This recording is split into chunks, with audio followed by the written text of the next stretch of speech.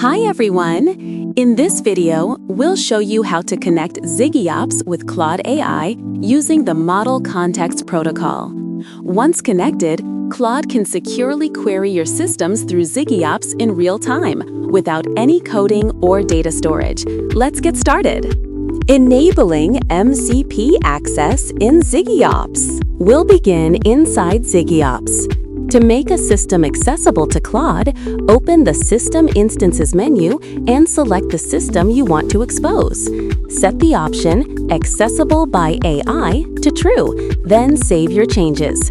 ZigiOps instantly generates a secure MCP link you can copy. We'll use that link in Claude in just a moment. Adding ZigiOps as a custom connector in Claude. Now let's switch to Claude. Open Claude Settings, go to Connectors, and click Add Custom Connector. Give it a name like ZigiOps Demo. Paste the MCP link you copied from ZigiOps. Click Add, and Claude now lists your ZigiOps connector under Connectors.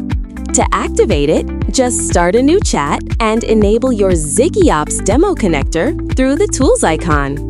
Real-time demo with Claude and ZigiOps. Let's explore what Claude can do now that it's connected through ZigiOps. First, we ask Claude, what systems can I query in ZigiOps? Claude calls the endpoint exposed by ZigiOps and returns a list of available systems in the environment. Next, we ask, I want to find all my issues in Jira for Project Kami and summarize them.